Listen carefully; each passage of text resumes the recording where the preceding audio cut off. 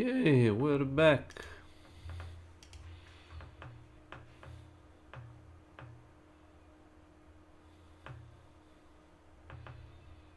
I guess we're back.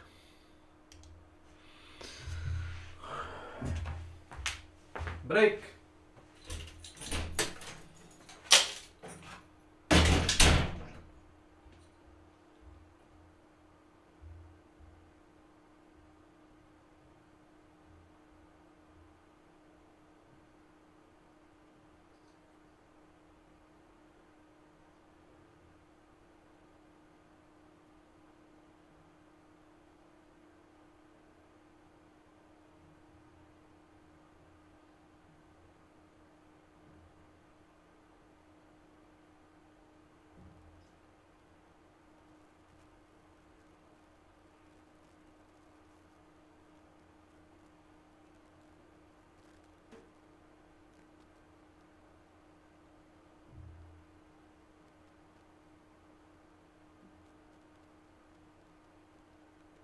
S.W.Frost is now live streaming Path of Exile digital scammers counter so far a nose is keeping me company.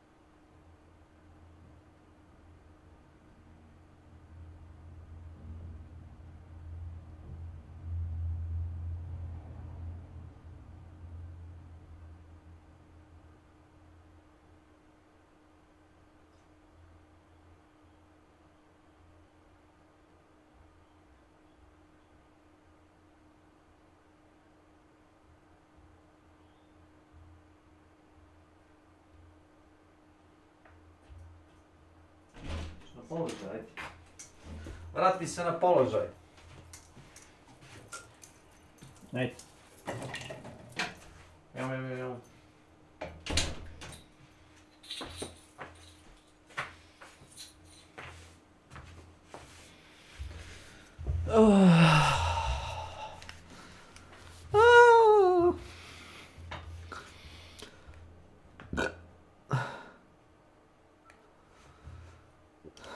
In fact,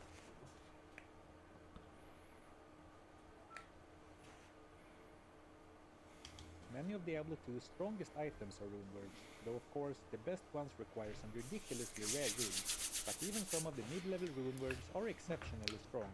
So what's the challenge then? Well, I'm going to start a brand new character and beat the game from normal to hell using only rune words, and I mean only. No starting gear, no charms, not even a mercenary. And since rune words require you to socket an item with runes in a very specific order, rune words require sockets.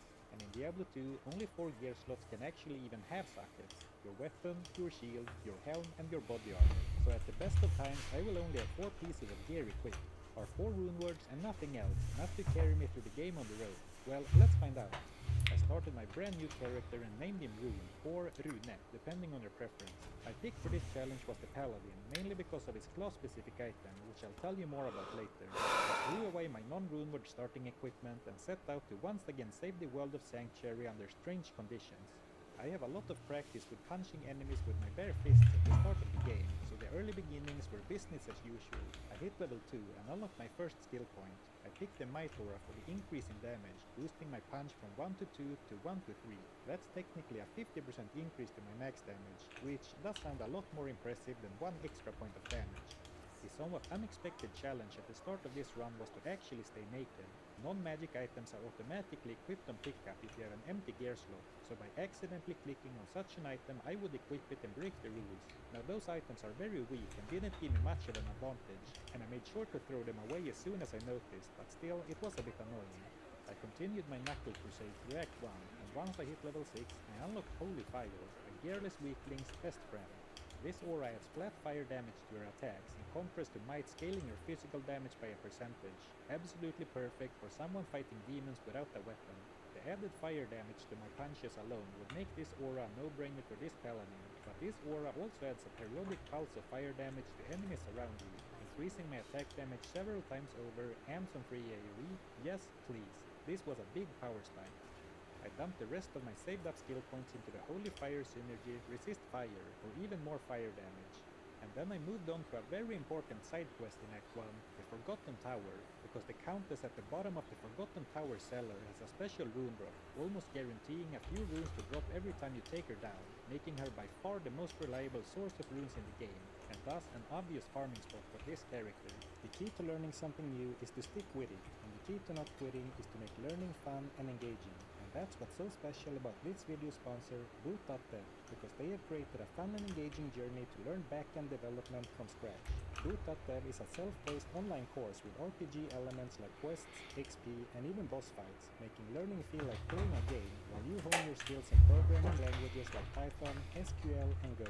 When I went to do my due diligence for this sponsorship, I ended up completing more than 70 lessons and grinding up to level 10, because it was simply fun to solve the assignments and get that sweet XP reward whenever I completed one, and if that is not high praise, I don't know what is. All the course material on the site is free to read and watch, and with a paid membership you get access to interactive features like hands-on coding, progress tracking, game mechanics, and more. So whether you're after that fat paycheck of a back-end developer, or if you finally want to code that side project you've been thinking about, Boot.dev is a great way to learn. If that sounds interesting, head to Boot.dev to check it out, and use my code SORFEN to get 25% off your entire first year of the annual plan. Thanks to Boot.dev for sponsoring this video. The game was catching on to what I was doing at this point, and it started dropping some cool items for me that I couldn't use, like this very rare unique sash, Lenny Mode.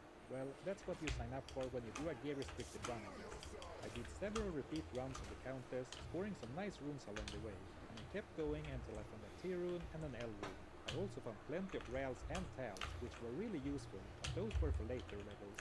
And after that farming session, it was time to make my first rune word, and with that, my first piece of equipable gear. I bought a 2-socketed scimitar from Charcy, my base item of choice for the rune word that I had in mind. And by the way, look at this absolutely sick wand that I found. 3 to raise skeleton, 2 to skeleton mastery, and 1 to amplify damage. Imagine finding this on your brand new summon necromancer. But back to this character. I socketed the tier and the L into the sword to make steel, a rune word with some extra damage, attack speed, a bit of attack rating, 50% chance to cause open wounds, and more. And I guess that now is as good of a time as any to mention that rune words can only be made in normal socketed items, not in magic or higher rarity of any kind, only plain old grey items with sockets. Steel is a decent all-round weapon, with the biggest downside being its rather low damage modifier, but with my now level 10 Holy Fire aura, damage was taken care of, and the quick attacks and attack rating bonus was very nice. And open wounds can be pretty powerful too later in the game as it scales with your character's level. With my first piece of equipment in hand and some extra levels from the repeated Countess grind, I moved on towards the end of the act quickly. To move on, all I had to do was defeat the first act boss, Andariel, whose main weakness was my only strength. She has negative fire resistance, so unsurprisingly I defeated the first act boss easily. Just a few hits was all it took. Going into the second act, I did some reading up on the bottom of the barrel rune words that no one ever makes, and I realized that I had the runes available to make another one right away. I bought a 2-socketed helm from Farah, and with a Nef and a Tyr, I made Nadim.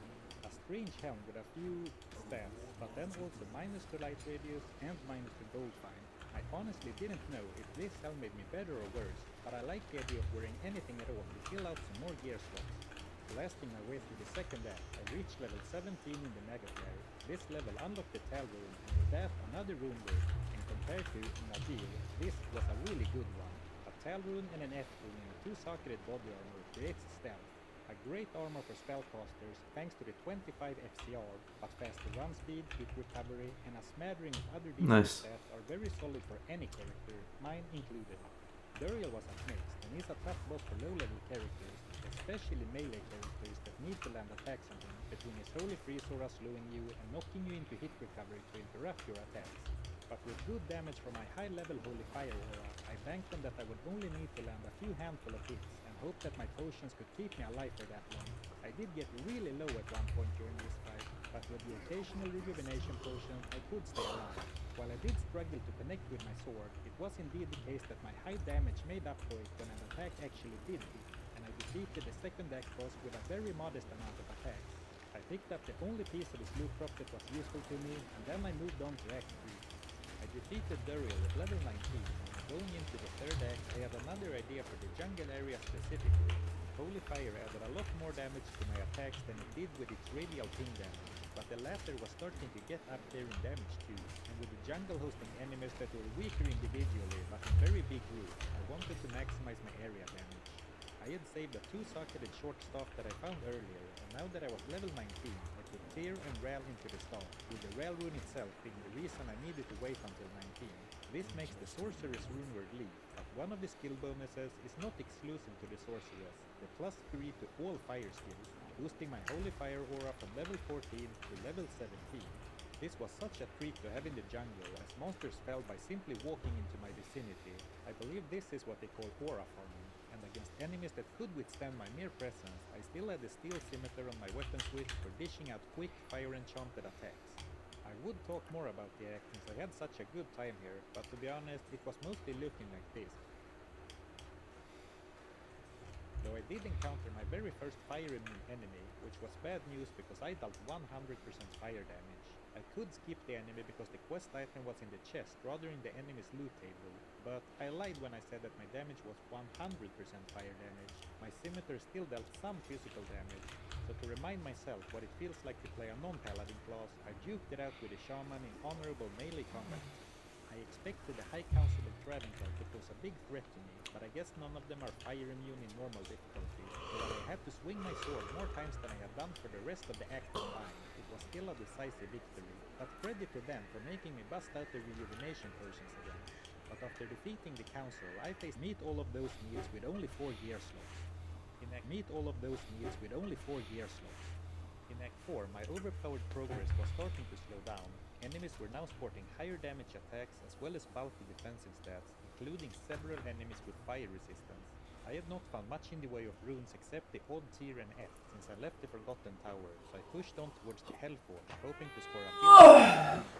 Getting through to the Hellforge proved to be tough. The Holy Fire aura still carried me, but both my chance to hit and my defensive stats made me a poor fighter.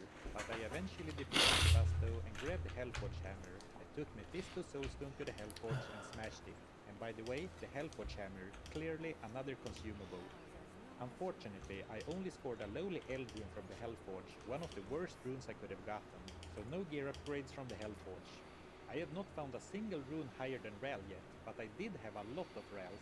Dreaming of a shield before going up against the elemental damage in the Chaos Sanctuary and Diablo, I decided to cube 3 of them to make an Orc rune, and then with a 3-socketed Paladin shield with an inherent 5 to all resistance bonus, I made Ral Orc Tal, Ancient's Pledge, a shield rune word with a Ral Orc Tal. resistances. And this is the reason why I picked the Paladin for this challenge, because their class-specific shields can have bonuses to all resistances or your attack damage while still being non-magical, allowing you to make rune words in them with additional bonuses. This was a good upgrade, and it also marked a milestone for my character, as he was now fully geared for the first time. Well, as fully geared as he was ever going to get anyway. Diablo was a tough fight too, and almost immediately he beat me down to just 15 HP remaining with his lightning attack.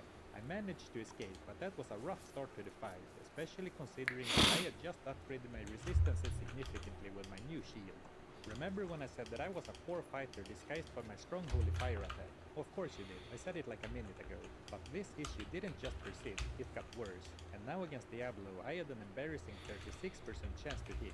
I didn't plan on using Holy Fire as a crutch forever, and Act 4 really made me feel like it was time for a respec. But knowing that it would feel better once I was in Act 5 with fewer fire-resistant enemies, I stuck it out for now. Doing my best to avoid the major parts of Diablo's Firestorm and Lightning spells, and then trying to get a few swings in when I could, I chipped away at his health bar. I went through a lot of potions for this fight, but in the end, Diablo fell to the floor. A victory against the Lord of Terror, but I didn't feel great about my character at this point. Though as I mentioned, I thought Holy Fire would feel stronger again in the 5th act, and it surely did. My chance to hit anything was absolutely terrible right now, but with the strong aura, most enemies were easily taken care of. After killing Shenk the Overseer to stop the siege of the barbarian town, I went to Larsak and begged him to socket a belt for me so that I could make a belt rune word, but no matter how hard I tried, it couldn't be done. And let me tell you, playing with just 4 quick slots for potions was a major inconvenience for this run. In the Frozen River, I found a unique sword that was basically made for my build. Kinemil's All, a 2-handed sword with +6 to Holy Fire. What a cruel twist of fate to find an item like this when I couldn't use it. I threw the sword back to the ground, and while it stung, I actually think that I wouldn't really have liked to give up my shield for more damage anyway, since almost all of my resistances came from my shield alone. And speaking of resistances, with only 4 gear slots, it would eventually become difficult to get my resistances up to a good level, even as a paladin, so I made sure to rescue Anya from her frozen prison. As her way of saying thanks for saving me from certain death, Anya went back to town and then closed her town portal behind her. Oh, don't mind me, I didn't want to leave this place anyway. But Nala was for some reason happy to have that rude girl back safely, so she gave me a reward instead. The Scroll of Resistances, for a permanent increase of 10 to all my resistances. After maxing out my Holy Fire aura fully with 20 points, I started putting my skill points into Seal, a quick multi-hit attack with an additional attack rating bonus, resulting in a decent boost to my single target damage output. That was a timely upgrade, as I was then heading into battle against the 3 ancient barbarians guarding the mountain and the entrance to the Worldstone Keep. My chance to hit had improved somewhat thanks to extra levels and a slight AR boost from Seal. It was still just about 50%, but with faster attacks and at least hitting every other swing, my fierce slashes dealt good damage to the ancients. And about a minute 30 after the fight began, I defeated the last of them. The only real remaining problem before the final boss was Lister and the Minions of Destruction. They simply overpowered me in melee combat. I tried cheesing them by walking in circles around them and let my aura ping them down, but they have decent fire resistance and high life regen, so that didn't seem like it was going to work out. So instead I walked them back towards the entrance and periodically attacked them when one of them walked a little bit ahead of the others. And here the open wound from Steel came in really clutch, because as long as a monster is bleeding, their health regen completely stops. And plenty of potions and portals to town later, I defeated Lister. I slowly grinded Bale's health bar down with Seal and Holy Fire to secure my victory over the first difficulty, but with my slashing power fading and the resistance penalty of Nightmare coming up, I felt that my melee fighting days were over. Before I moved on to Nightmare, I spent 2 minutes shopping for a specific scepter from Drogman, because once I moved on to Nightmare, it was time. What time? Hammer time. I respec my character and put as many points as possible into Blessed Hammer, then a few points into Holy Shield for some survivability, 1 point into Concentration, which for some reason increases the damage of Blessed Hammer even though it's a spell, and then the rest of my points into the Blessed Hammer synergy Vigor. Next, I went to create my new awesome Hammerdin weapon with the socketed scepter that I bought earlier, and I used my last tier in Elrond to create another steel so that I would be allowed to equip it. Some of you might have seen this coming already, but it did not turn into the steel rune word, but a gemmed scepter. And here's the reason. The steel rune word specifies that it works only in swords, axes, and maces. And while the scepter is a mace class weapon, it even says so in the item's description. For the sake of rune words, the scepter is its own class of item, and not simply a mace. Since gemmed is not a valid rune word, I sadly had to throw it away. I guess you never stop messing up your rune words, even after thousands of hours in this game. It was a real shame that I bricked the weapon, but Blessed Hammer was still a powerful spell to get me started in Nightmare, with good damage and large AoE, although a bit wonky with how the hammer spiral outwards from the caster, and it is also a ranged attack, meaning that I could keep my distance from dangerous enemies if I had to. But speaking of weapons, I did find an ethereal crystal sword in the Den of Evil, an unassuming drop at first glance, but with a lot of potential, but more on that later. For now, I pushed on to Nightmare, with partners around me like some sort of carpenter trickshot competitor. Once I reached level 30, I put a skill point into Redemption, an aura which periodically converts nearby fallen enemies to life and mana, a nice addition to the build, Magic. me up after each encounter. Weaker enemies fell quickly to my hammer spam, and against strong enemies that I couldn't hammer down before they got me, I stutter-stepped backwards, leaving a field of hammers behind me as I walked away from them, minimizing the damage I took while they kept walking into the damage I put out. Going into the Forgotten Tower for the quest, I was debating whether to stay and farm the Countess or not, but as she dropped an Am rune on the quest kill, the best rune I could have hoped for, I didn't really have to make the decision in the end. I hurried back to normal to make use of the socketing quest from Larsek, using it on the ethereal crystal sword I found to get 4 sockets. Then by cubing most of my other decent mid-runes up to a Thal, I had all I needed for a major upgrade. I put Thal, Thal, Fort and Nam into the sword, being extra careful to not screw up 2 rune words in a row, and that made the Spirit rune word an absolutely amazing weapon for casters. Plus 2 to all skills, 27 FCR, which although is a low roll, is still a lot, and then 100 extra mana, almost doubling my total. And it even had some defensive stats on top too, like the 22 to Vitality, an absolutely amazing weapon upgrade for my Paladin. With more damage, faster hammer spam, and more mana to sustain the barrage, I made short work of the rest of Nightmare's first hand, including Andariel, who I hammered down with holy magic in no time. She dropped a Butcher's Bugle with a high damage roll, a strong melee weapon for Nightmare, or even hell if you can upgrade it or if you're up for a bit of a grind. In the desert, I had yet another base item drop with a lot of potential, a crown shield with 4 open sockets and a free plus 16 to all resistances. The Spirit Sword granted me so much power, but Spirit can actually be made in shields as well. And I said before that the Paladin shield's inherent magical bonuses was the reason for going with the Paladin, but the fact that they can roll with 4 sockets, something other shields can't until you start finding elite level shields in hell, was equally as powerful. I was lacking most of the required runes to make another Spirit, but once those dropped, I would have another easy gear upgrade. Soon after, I reached February Hammerdin's Nightmare, the Maggot. The narrow tunnels are a terrible place for swirly hammers, with the dirt walls eating my spells as quickly as I possible. I could still hit enemies by walking as close to them as possible, but it was finicky to set up and I could only take on 1 enemy at a time this way. Though to be honest, if the inconvenience of not getting full value for my AoE was my biggest complaint, things weren't too bad enough. And that was indeed the case, because after the Mega Flare, the rest of Act 2 was smooth sailing. I even found my second Am rune in the tombs, which I needed to make the second Spirit rune roll. But I was a little bit flimsy defensively, so burial was going to be a problem. Against normal enemies, I stayed alive by dealing damage so quickly that they either died before reaching me or got stun locked into hit recovery forever. But burial could not be dealt with that way. Though I had a little strategy up my sleeve. Usually you want to always have the concentration aura active when using Blessed Hammer to boost the damage, but you can of course cast Blessed Hammer without concentration. And this is the reason why I put skill points into the Blessed Hammer synergies rather than concentration aura when I respec, even though it led to slightly lower damage. because sometimes it makes more sense to not use concentration, like using the bigger aura for movement speed to stay at a healthy distance from Duriel. My DPS was a lot lower when running around this road compared to standing my ground and spamming, which led to a drawn-out fight, but it was also a lot safer. We danced around each other in his pit for a couple of minutes, and then when I noticed that he was down to his last bit of health, I swapped back to concentration, drank a bunch of potions, and held down my blessed timer button to finish the fight. Speaking of